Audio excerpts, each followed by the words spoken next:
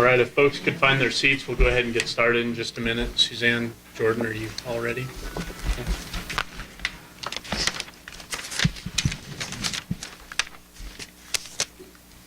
All right, we'll go ahead and call to order the Nevada Board of Wildlife Commissioners meeting here in Yerington on Thursday, March 24th. It's just after 11 a.m.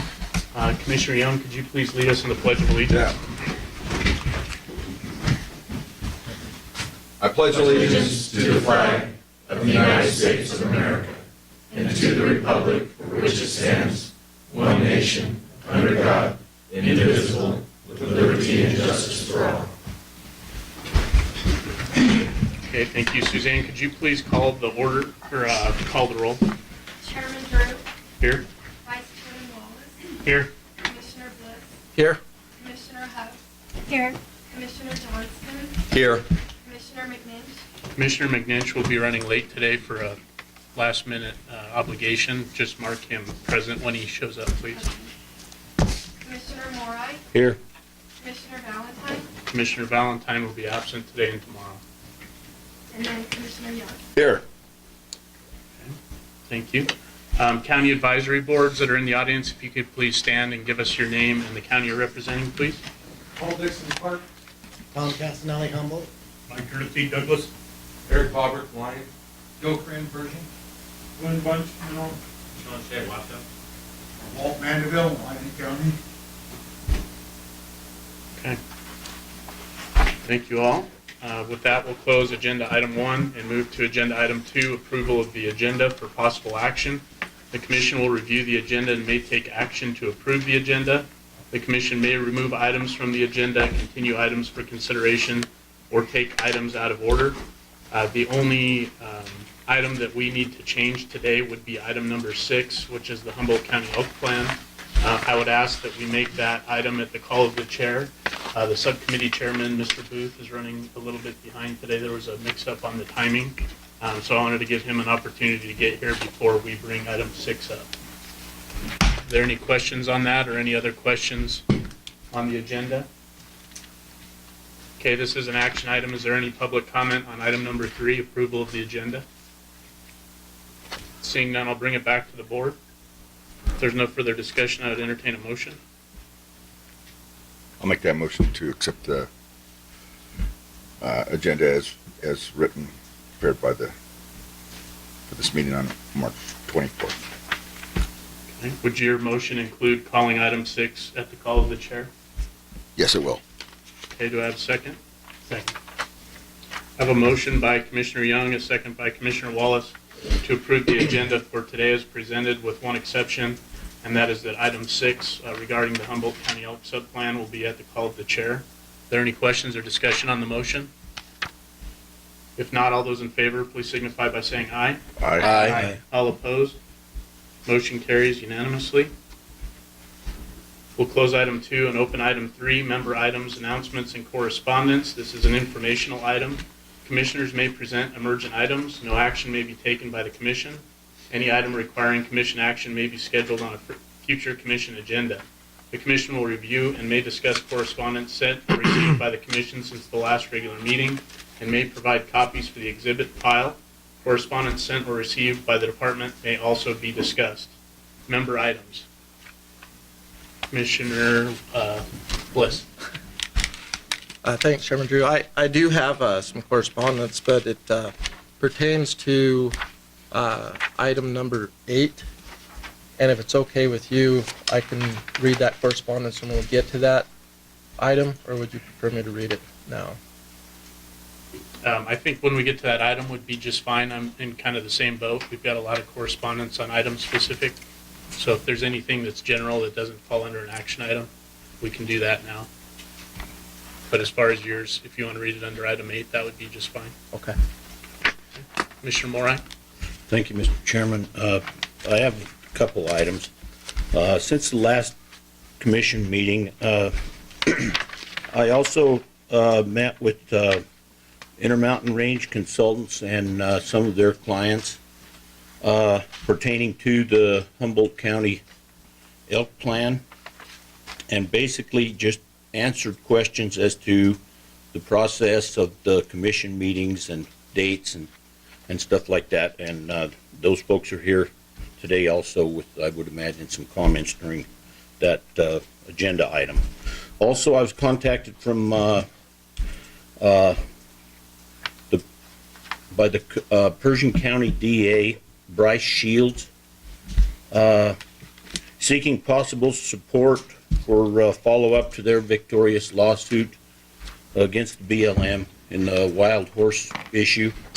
And basically what I told him is that possibly we could put it on as an agenda item for the May meeting, where we could consider that. And also to contact Joe Krim of the Pershing County CAB, because a lot of the stuff that we see on these agendas go through the cabs or come from the ideas from the cabs. So that was the content of our conversation, phone conversation. Okay, additional commission items? Commissioner Young? Mr. Chairman, much like Commissioner Bliss, I got quite a few letters regarding predator management plan that we probably ought to talk about when we get to that item. Additional items of correspondence? Commissioner Johnston? Yeah, thank you, Chairman Drew. I just want to, I've received some correspondence mostly related to the TAC committee. So those will be addressed at the committee level, but just as, I think, interest of complete disclosure, communications regarding potential issues regarding eligibility to purchase a bonus point for bull elk if you put in for the spike hunt. Apparently, if you apply for the spike hunt, you're not eligible.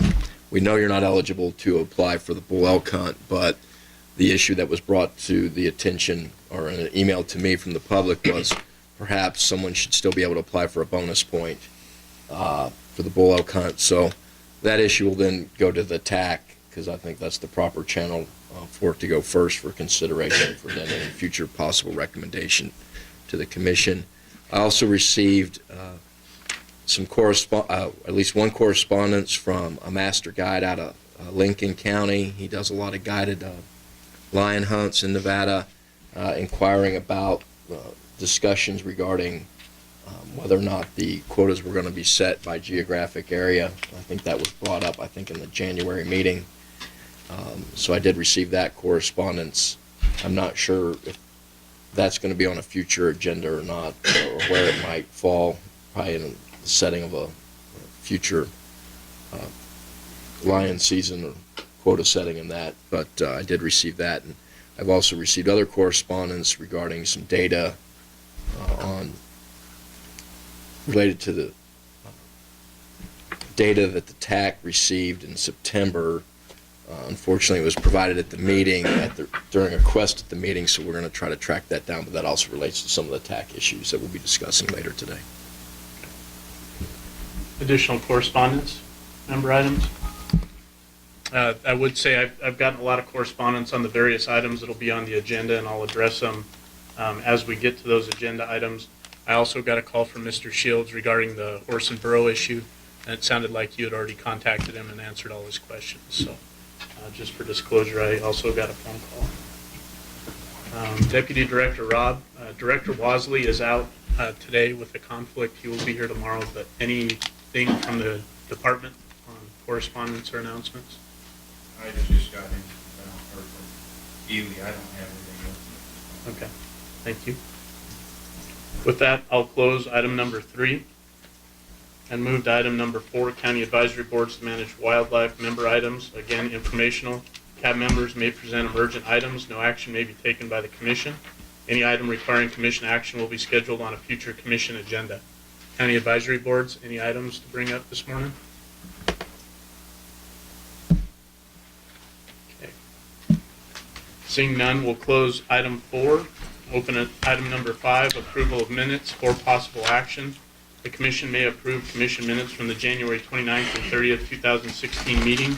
Before we do that, I would like to ask Mr. Ward to provide a letter that we received in correspondence regarding this action item, and we may ask Mr. Ward a few questions. For the record, Harry Ward, Deputy Attorney General. I'll address more of the subject under 10E, which is the litigation report, number 5. This is concerning an open meeting law complaint from Ms. Bobby McCullum, for the record MCCOLLUM. And I will be making a few suggestions to the commission, and as always, this is not an official AG's opinion, and I say that to the audience, so whatever I say is more of a suggestion or guidance to the commission on what options you may have. This is a letter from Ms. Bobby McCullum, MCCOLLUM, addressed to me February 26, 2016, and I will provide it for the minutes later, at a later time. Dear Mr. Ward, thank you for your letter dated February 23, 2016, and 1, the audio CD of the January 29, 2016 Nevada Board of Wildlife Commission meeting, and number 2, the draft minutes of the meeting. Unfortunately, based on my review of the audio CD, the draft minutes do not completely reflect what actually occurred. Number 1, the draft minutes should be amended to reflect that immediately after the meeting commenced, Reno Endow staff member, open quote, close quote, Laura, sent at least one text message to someone at the Las Vegas meeting location to notify the Wildlife Commission of the inability to hear the proceedings in Reno. The text message notification should appear in the final minutes as occurring immediately after the meeting commenced. Number 2, while listening to agenda item number 5 on the audio CD, when Chairman Drew asked for comments from Reno, Endow staff member, quote unquote, Laura, stated that the Reno meeting attendees could not hear the proceedings. Chairman Drew verbally acknowledged Laura's comment but did not stop the meeting. Laura's verbal notification and Chairman Drew's comment should appear in the final minutes for agenda item number 5. Again, thank you for providing the audio CD and draft minutes of the January 29th meeting. I appreciate the opportunity to provide you with the necessary changes to the January 29th draft minutes. Once again, Harry Ward, Deputy Attorney General. I do not have at my fingertips the open meeting law regarding when you should approve minutes. But because there's pending litigation, I think you have 2 options. Well, really 3 options. 1, approve the minutes as is. 2, table the minutes. Or 3, approve the minutes but exclude approving agenda items 1 through 6, which are part of the litigation. I think this is an open meeting law. I'll just say briefly concerning the complaints in the Reno, which was the satellite office they claim, satellite location. They claim they could not hear the Las Vegas meeting on, I think it was January 29th. And their complaint in the open meeting law is agenda items 1 through 6. So therefore, once again, this commission has the option of approving all of the minutes, approving a portion of them, and my suggestion would be if you did that from agenda item 7 all the way to the end, and or tabling all of the minutes since there's pending litigation. If you have any questions, I am available. Questions from the commission at this time? It would be anticipated that we would know something on the open meeting issue before the May meeting, Mr. Ward? Yes, I believe so. I would think so, that we would hear something from the Attorney General's office. Even though I'm there, there is an Attorney General that's appointed, Mr. George Taylor. He deals with all of the open meeting law complaints, and I think he will be submitting a formal response to this and to us and to the complaint before the next meeting, which is May 13th. I don't have it in front of me, whenever the May up. Correct. But I would expect that. Okay, thank you. Additional questions? Okay. With that, this is an action item, so I will open it up for public comment. Is there any public comment on item number 5, approval of minutes? Seeing none, I'll bring it back to the board. Are there any motions? I guess my inclination at this time, until we have more resolution to the open meeting issue, would be to table, but willing to hear discussion. Do I push down here or? It's up on the, I'm in agreement with you, Chairman. I believe that it's prudent to perhaps wait until we can get a solidified opinion and know better how to deal with 1 through 6. But in order not to keep from moving ahead with our own work and schedules, perhaps just moving forward with 7-1. additional questions or discussion? Okay, if not, I would entertain a motion. either to table or approve a portion. Commissioner Johnston? Thank you, Chairman Drew. I would move that we table the minutes from the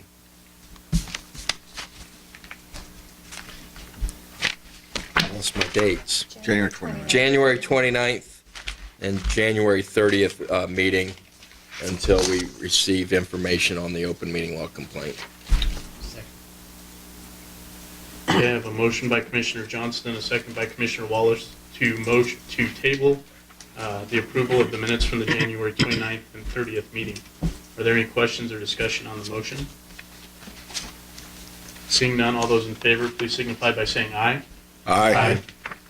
All those opposed? Nay. Okay.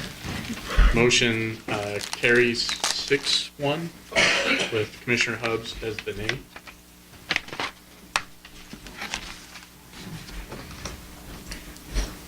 With that, we'll close agenda item number 5.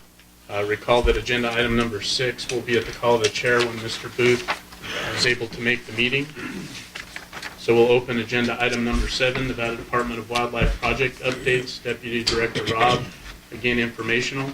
The Commission has requested the department provide regular project updates for ongoing projects and programs as appropriate based on geography and timing of meetings.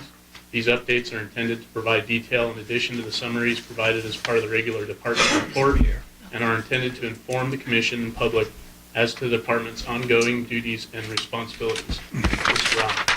Thank you. The department really appreciates the commission allowing the time to bring these items forward to show the good things we do other than the normal items that are on your agenda. And with the area we're in today, Lyon County, close proximity to Story County, both Lyon and Story have quite a few abandoned mine shafts. And the staff of the Department of Wildlife have done a lot of work with the BLM to make these wildlife friendly. And today with us, we have Jim Jeffers, who's going to be doing a presentation for us.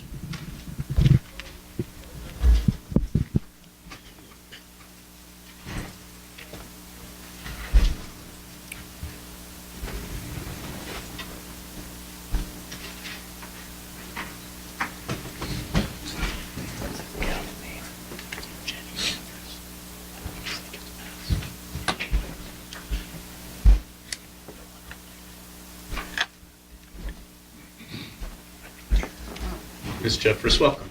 Thanks for coming today. Thank you for having me. Is this on? Can you hear me? Oh. Sort of see in the dark. Yeah. Oh, there we go. Okay. One of the things we do in wildlife diversity is survey abandoned mines for wildlife habitat. We found significant habitat across the state. The program that we work under is called the AML, which stands for Abandoned Mines Lands. What agencies are involved in this program? Well, one, BLM, they're the land management agency. Number 2, Nevada Division of Minerals, they're the mine regulatory agency. And NDOW, we're the wildlife agency. So what are we all looking for? We're all looking for public safety around abandoned mines because of the increased number of people recreating around abandoned mines, in and out of it, rock hounds, geologists, and even ghost hunters. We've had an increasing number of YouTube videos depicting people inside mines in unsafe conditions and looking for ghosts and videotaping themselves. So all of these agencies are interested in public safety because of these abandoned mine features. You can see that. So how many mines do we have in Nevada? We have a lot. We have more than any other state in the U.S. We have 250 to 300,000 mine features in Nevada. And those are the only amount that are logged by Nevada Division of Minerals. There's lots more than that that we are probably aware of. These abandoned mines are important habitat for a large number of Nevada bat species during their life cycle, especially during hibernation and maternity. This is a hibernating Townsend bigard bat. This is a mine roosting obligate, we call it, because it spends most of its life processes inside mines or caves. How many species of bats do we have in Nevada? 23. And many of these use the abandoned mine features for hibernation and reproduction, which we call maternity or reproduction. And some are obligate roosters, like I said before, the Townsend biggered bat. And this is a California myotis, one of the mine roosting species as well. This is I just wanted to show you a few pictures of bats so you can see their little faces and remember next time you see them. This is a long-eared myotis, another mine roosting species. This is a Brazilian free-tail bat. They use mines and caves for a portion of their life cycles. This is also the species that inhabits a bridge in Reno, one of the largest maternity colonies of this species in the state. They call them Brazilian free-tail because, see, the little tail is beyond the tail patagium right here. See the other bats? The tail comes all the way down to the end of it, of the tail skin. So that's why they call these little critters Brazilian free-tail bats. Pallid bats, another species that will utilize mines and caves. This one has very long ears, about 1.25 inches to 1.5 inches, and they're the lightest colored bat we have. These are kind of dark because these are pups of the year. These were about 12 weeks old, so they're still relatively dark, but they will be as light as almost that medium that they're roosting on. We have other species that use mines and caves, and this is not a black rosy finch. But we do have 2 gates, wildlife-friendly gates in Elko that protect a colony of black rosy finch. This is a phoebe. They also nest inside mines and caves occasionally. Barn owls and great horned owls will nest and roost in mines. And what are we looking for? What is Endow looking for when we're surveying mines? One thing is always true, we're looking for guano, the feces. This is how we know that this is a summer roost, what we call a summer roost, where they may have reproduce and have pups. And we also look for crevices because they are roosting on the rock itself. Some species like to wedge themselves into crevices, and so we're looking at the crevice, and we also give it a rating. Other things bats are looking for that we look for as well is temperature, optimum temperature. The females are looking for something warm in the summertime to have their pups because their pups are born naked and they can't fly, so they need something to keep warm. The males roost separately into what they call bachelor roosts, and those are cooler roosts because they have no pups to attend to. Also, relative humidity, and this is more important for female bats so that they can, again, keep their pups warm. That's the kind of the incubation surround heat situation with a geothermally heated mine. Also, species look for airflow. They don't like stagnant mines with no airflow. We have some species like the Townsend biggered bat that I showed you in the beginning that is very sensitive to airflow, and they must have it or they will not occur there. They will not use that mine. So we're looking for these microclimates so that we know that even if there's no bats present, that it's a good, they're good factors for searching for them even during hibernation season. And another way we have a monitoring for relative humidity and temperature and other factors, you can get them to count the number of passes that bats make in and out of a mine.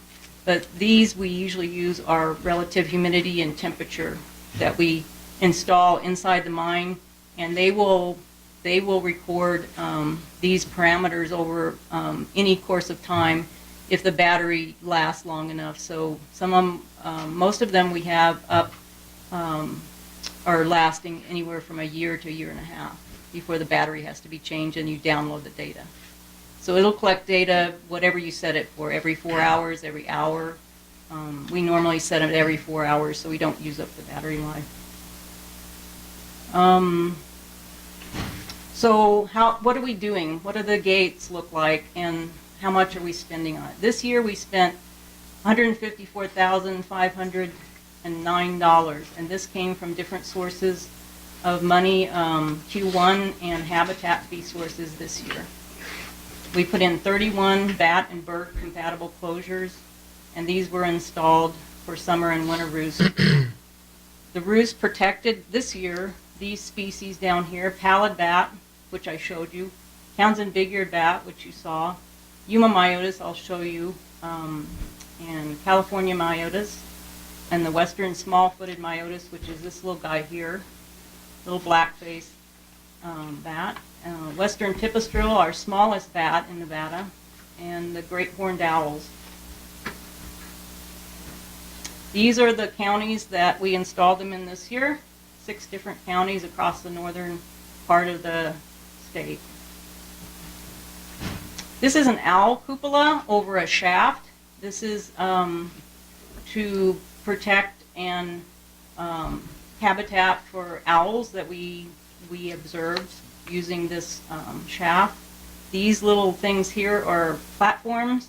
This is a little exit door and entry door. There's another one on the other side.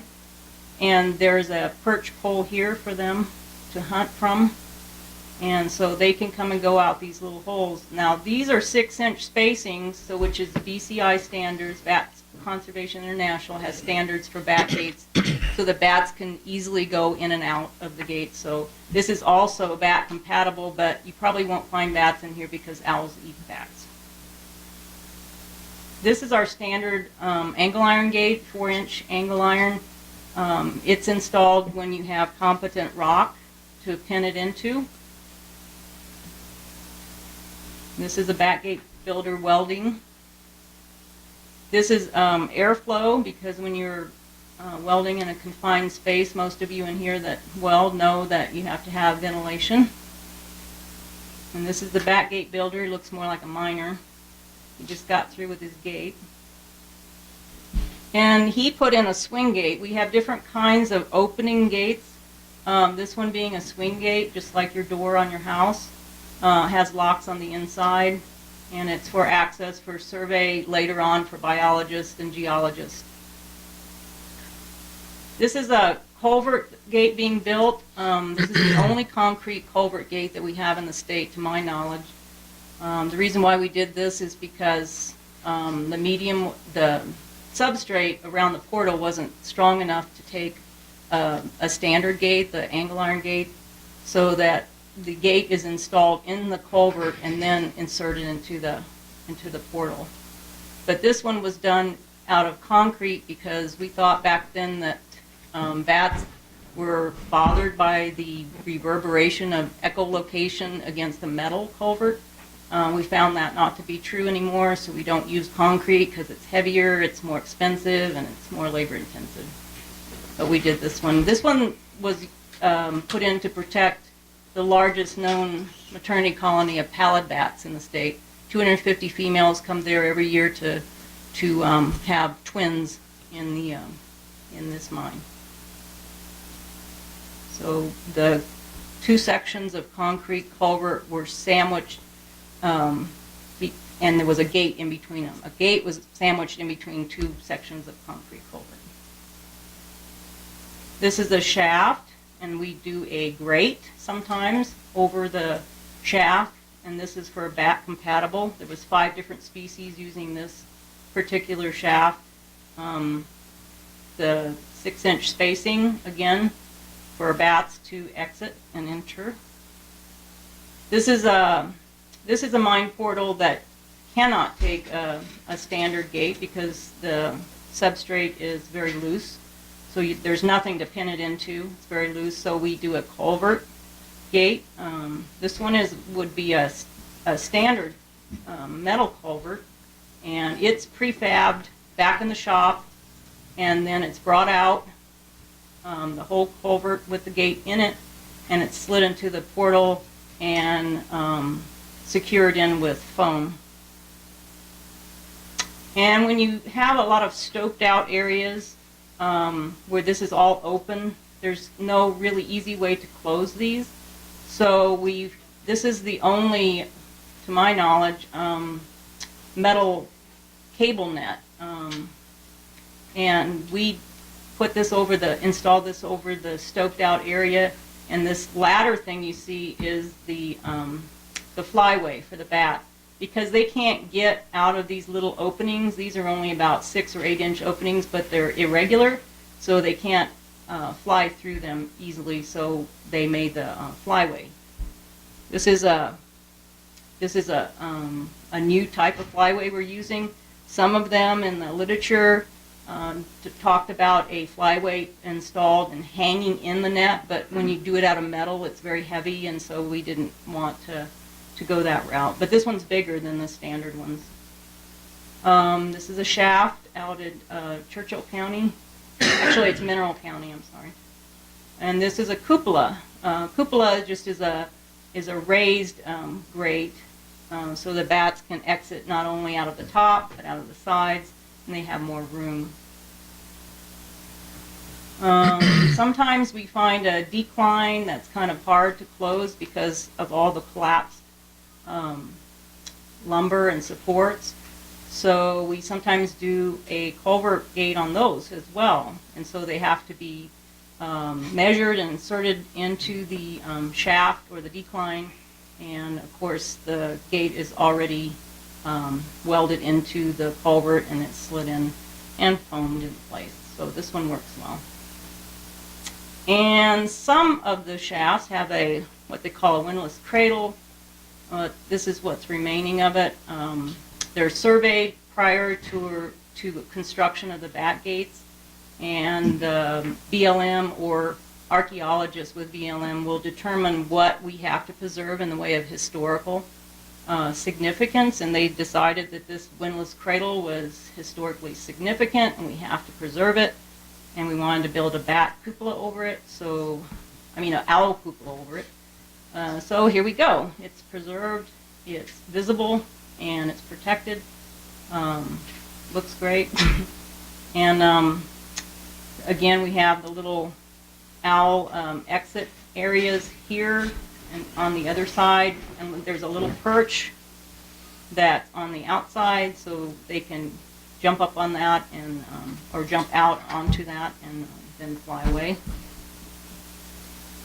And one of the interesting things we did this year is a cave, and I've only done one cave in the state so far in my 16 years here. This one is almost over 9,000 feet in elevation up in northern Pershing County. It also had significance for a invertebrate that had never been cataloged. It has Native American human remains that have never been excavated. It has a lot of significance for bats, and there's also a type of mold, I think, that grows in there that's very significant. So we decided that BLM came up with the money to gate this particular cave. So we had to fly in the materials and the workers, and we had to put the generator in a bag and airlift that, and then the steel over there on the right, up 9,000 something feet. And here it is up there. The location is where the little red arrow is for the cave. And welding inside a confined space again inside the cave. He also wore a respirator. And we had to take into consideration all the features of the mine, the special features. So he built the gate around the special rock features. And then we have a locking gate for all the entry that by archaeologists, anthropologists, biologists in the future because of all the natural resources that it was constructed to protect. Sometimes we find interesting things in the mines that we have to remove first before we put the bat gate on. This one was kind of perplexing because it was a huge leg bone, and we decided to pull it out and look at it. It was an ostrich. It was a dead ostrich. We figured that maybe a lion had killed it from one of the neighboring farms and drug it out there and stuck it in there for later use, and there's the remains. So we had to remove the ostrich before we could put the back gate on. Also, people tend to drive cars inside shafts and camper shells. And this one was dumped right between the archaeology surveys and the time that we were going to construct back gates. And so we found this nice little present in one of the shafts. Also, for the first time in my experience, I was told that after survey and all the paperwork and the clearances were ready to do a shaft cupola, that I could not proceed, and I asked why, and they said they couldn't tell me. Well, later on I found out there was a dead body in this shaft particular, and his car was on top of him, so it was evidence and a crime scene and much digging. I don't know if they produced what they were looking for, but they had credible evidence that it was there, so this was not bat habitat anymore. And that's a hibernating Townsend big-eared bat. That's the way they look. They curl their ears around, and they just hang there in the caves and mines. So I'll take any questions if you have them. Questions from the commission? Commissioner Bliss? Yeah, I have one. I'm sure every one of these caves varies in the number of bats that utilize them. On average, how many bats use a cave in some that you have counters on? And You're correct. We look at what species it is and what type of activity, whether it's bachelor roosting in the summer, whether it's maternity roosting or hibernation. All are important, but we look across the landscape. So we're not only surveying one particular hole, we're surveying a lot of the mines in the area. So if we have like 3 gates within a mile or two of one that we're surveying at present, and they're the same species and it's the same use, but there's less of those species at this one, we may not choose to gate it. We don't have unlimited funding for gating, so we try to find the most significant ones across the landscape. But generally, if you want to know numbers, I would venture to say maybe in my area, I can't speak for everybody's area, but for my particular area, probably 50 to 75 bats, sometimes more. And if it's a maternity colony, could be some species that are like the pallid bat that has twins. You could have in the neighborhood of 3 or